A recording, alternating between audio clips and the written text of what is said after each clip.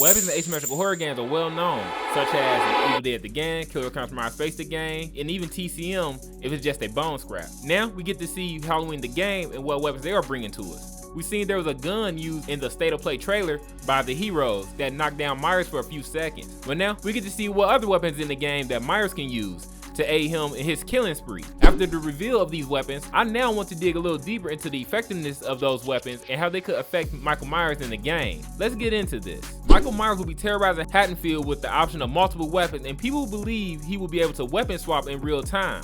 But I don't see that happening. Swapping from a knife to an axe as Myers would be unrealistic, and in the trailer you do not see Myers with any weapon on his back, and he wouldn't have weapons in his pocket. I think you would have the option to pick a weapon to start the match with Myers, and the rest will be located randomly around the map for Myers to find and aid in his killing of the residents. Each weapon should be situational and require strategy if you are playing as the boogeyman. With that being said, we will introduce the 4 weapons Myers will have available to him. First off, we have Michael Myers' iconic knife, which I believe will be the default for Myers if there is a leveling up system for the game. The knife will most likely be a weapon that Myers can use to deliver swift blows to victims and will not slow down Myers' movement as he traverses through the map. The knife will do moderate damage to heroes, and if I take a grading comparison from Evil Dead the game, the knife damage will range from low end 37 damage points to 80 damage points. Let's say you don't pick the knife to start after leveling Myers up. The most likely location to find the knife would be in the resident's kitchen to deliver stealth kills. Next weapon option for Myers is the hatchet. The hatchet will be a little more dangerous than the knife, but will take a little more effort to swing, delivering a damage between 35 to 85 health damage points to the heroes. I think Myers carrying a hatchet will slow him down a little bit, but it will be hard to tell the difference. Locations to find this weapon may be outside of the resident house and near sheds if the map have any. Unlike the knife, the hatchet will have more range and help Myers deliver a final blow just before the residents think they are a safe distance in a chase from Myers. Before we get into the next 2 weapons, remember to hit one of those engagement buttons to help spread the weapon speculation for Halloween the game. I appreciate it. The meat cleaver will be a step up from the knife, delivering more damage to the hero's health points.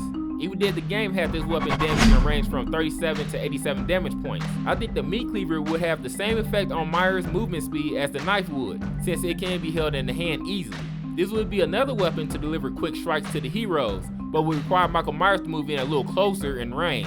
If you was searching the kitchen, this is where you may find this weapon, if you do not choose to start with it at the beginning. The last weapon we seen available for Michael Myers was the axe, and probably the most deadly weapon Myers can use. Evil Dead the game gave this type of weapon a range from 80 to 100 damage points. If you choose this weapon, I believe it will slow down Myers' movement speed, which will allow residents to get away if you are not strategizing to catch victims off guard. The axe could also have a heavy swing option for Myers to deal more damage. Even though I believe the axe will be the most deadly killing option, it may not be the most used to start the map as Myers. The axe spawn location would definitely be outside of the resident house and in the backyard or in the alley of Haddonfield. Since the axe can cause damage at a good range, heroes of Haddonfield would need to make sure they are not too close to Myers if he is wielding this weapon. Not only do we have weapons for Myers, there was a release of some weapons the victims can use as well. We was introduced to the gun at the State of Play trailer, and it packs enough punch to knock down Michael Myers.